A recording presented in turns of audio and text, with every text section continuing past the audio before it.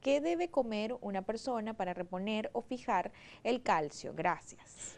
Bueno, Carolina, la respuesta, como ya lo había mencionado antes en nuestra conversación, Elizabeth, fundamentalmente son las fuentes de alimento tales como los lácteos, leche, queso, incluyendo también vegetales verdes, granos. La lenteja es tremenda como fuente de calcio.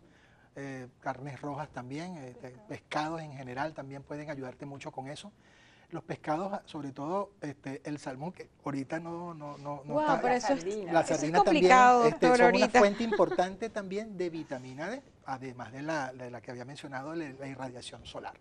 Y tener un exceso de algún alimento que contenga calcio, ¿trae alguna consecuencia? Por ejemplo, la sardina, que lo nombraban.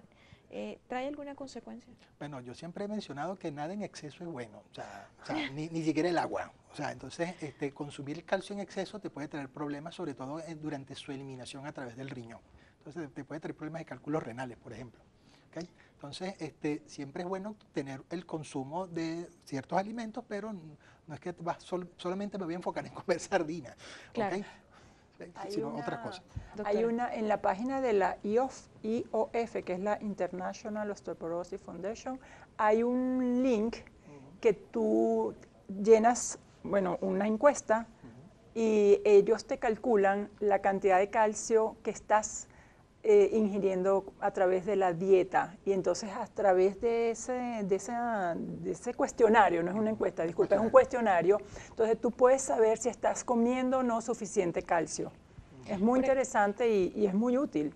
Nos repite, por favor, doctora, para IOF. que... Ok, es la International Osteoporosis Foundation. Fundación Internacional de Osteoporosis. Nos pregunta también Rosa Montilva, dice, buenos días, ¿qué relación existe entre el calcio y el fósforo? Bueno, son dos minerales que están en sinergia durante el metabolismo del calcio, y su regulación es la que permite precisamente la fijación de este mineral, el calcio, fundamentalmente en el hueso. ¿Cuál es el tratamiento para la osteoporosis o la osteopenia? Bueno, para la osteopenia ya lo comentamos, tratar una patología base si existiese, calcio y vitamina D. Si tienes una osteopenia con factores de riesgo muy importantes y evaluamos en la densitometría la osteopenia de esta paciente, si está más hacia la osteoporosis y los factores de riesgo son muy importantes, entonces ya indicamos tratamiento médico. El gold estándar, como dice Pastor, hoy en día siguen siendo los bifosfonatos orales. ¿Okay? Ese es como que la base actual del tratamiento, tratar patología, calcio, vitamina D, y si existiese una indicación médica, comenzamos con bifosfonatos por vía oral. ¿Cómo estamos en el país en cuanto a tratamiento para osteoporosis? Wow, esa es la pregunta de, como decían, las 54.000 lochas, ¿no? Todos los días en las consultas los pacientes nos preguntan, bueno, mire, doctor, ¿dónde puedo conseguir este fármaco? Claro. Yo sencillamente le digo, mire, yo le hago la prescripción, esto es lo que usted necesita, bueno, tiene que buscar, porque realmente, aunque existe mucho de estos medicamentos que Elizabeth mencionaba, o sea, vitamina D hay en el mercado, hay algunos bifosfonatos en el mercado. Otros tratamientos que no hemos mencionado, como la hormona paratiroidea, también los hay digamos, con cierta irregularidad.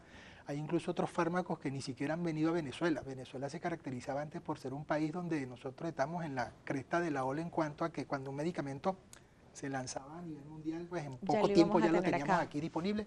Ya eso no sucede con la misma regularidad de antes. Sin embargo, estos tratamientos que Elizabeth mencionaba, sí los tenemos disponibles, lo que hay que buscarlos bien. Y justamente sobre ese tema, ¿ha avanzado en cuanto a tecnologías y tratamientos, nuevos tratamientos en otros países? ¿Cómo estamos en Venezuela? ¿Nos quedamos en los tratamientos que se han utilizado a lo largo de la historia? Nos quedamos. Sí, lamentablemente ha habido una evolución muy importante en el tratamiento de la osteoporosis, y no tenemos opción en este momento quizás de poder contar con ellos, como el denosumab, que ya se está usando ampliamente en muchísimos otros países, inclusive de Latinoamérica, pero bueno, no llegó. Más allá, y cabe la acotación de tener médicos en nuestro país, profesionales que día a día se están especializando y estudian y viajan y conocen. Y pues lamentablemente entonces cuando llegan acá a Venezuela para atender a sus pacientes, y es el caso también de nuestros invitados el día de hoy, se encuentran con, existe esto, pero aquí no lo tenemos. Sí, Y vamos una con esto. limitación importante. Ahora bien, nos hacen algunos comentarios a través de nuestras redes sociales. Por ejemplo, en Instagram nos pregunta otra de nuestras seguidoras, ya lo vamos a revisar por acá. Ella nos cuenta que su hijo, un niño menor, un niño de 16 años, ya ha sufrido 3 fracturas. Nació con mielomeningocele. Tiene autismo y está diagnosticado con osteoporosis desde hace 10 años. Actualmente está en grado -4. Está bajo tratamiento de bisfosfonatos. Dice, la osteoporosis es reversible en pacientes que cumplen el protocolo de los mismos. Antes de darle la respuesta a nuestra seguidora, ¿se tiene reversibilidad en la osteoporosis? ¿Se puede curar la osteoporosis? El hueso que se pierde, se perdió. No puedes recuperar el hueso que ya se perdió. Lo que puedes es fortalecer el hueso que tienes y, bueno, formar un nuevo hueso más, con unas trabéculas más estables. Pero ya el hueso que se perdió, bueno, lamentablemente no lo puedes recuperar. Con el tratamiento lo que haces es detener la evolución de la enfermedad. En el caso de nuestra seguidora que nos hace este comentario, un niño de 16 años. Claro, es lo que te decíamos, la osteoporosis no es una enfermedad solamente de la menopausia. Claro. Este es el mejor ejemplo. Es un niño, ya nació con una patología de base, que es una enfermedad desmineralizante, entonces ya está asociada con una pérdida de masa ósea. Es una osteoporosis severa, porque tiene osteoporosis con fractura, entonces ya hablamos de que es una osteoporosis severa. Y lo que puede, bueno, su médico tratante obviamente es estabilizar quizás la evolución de esta pérdida de masa ósea. Sin embargo, él tiene un problema de base bien importante. Aprovechamos a mencionar que los tratamientos con bifosfonatos también tienen un periodo, un límite, porque los estudios de seguridad son solamente a 5 años y algunos bifosfonatos a 10 años.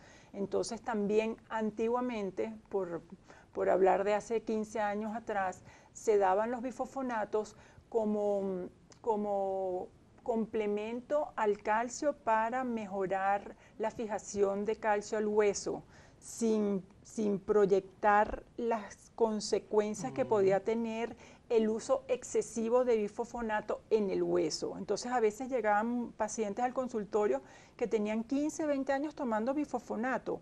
El hueso debe tener una rigidez y una flexibilidad suficiente como para que el impacto o el trauma no lo fracture.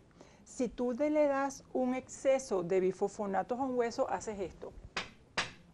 Haces un hueso tan rígido que también lo fracturas.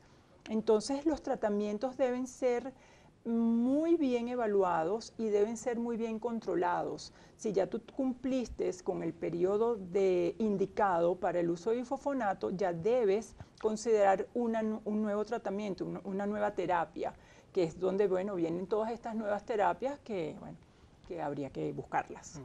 Nos pregunta Artemisa, dice, ¿qué opinan los doctores con respecto a las dietas de moda que satanizan los lácteos? Mira, yo siempre, bueno, hago el comentario que esta moda de estar súper delgadas, súper bellas, también tiene sus consecuencias. Lo dije el otro día también en un programa, la anorexia de nuestras adolescentes es una osteoporosis a futuro. Los lácteos son la principal fuente de calcio que tenemos en nuestro organismo, los lácteos y sus derivados, queso, yogur, leche. Lo de la restricción de lácteos, bueno, es una, no vamos a decir una moda, pero es una tendencia actual. Si no aportas calcio a través de los lácteos, tienes que buscar entonces la fuente exógena. ¿Okay? Hacemos otra pausa. En la próxima parte seguiremos revisando más comentarios que nos hacen llegar a través de nuestras redes sociales. Estamos conversando sobre la osteoporosis hoy a propósito del Día Mundial de la Osteoporosis. A la pausa y volvemos. Los invitamos a seguirnos en nuestras redes sociales. En Twitter, @Globovisión. En Instagram, @Globovisión. En Facebook, Globovisión.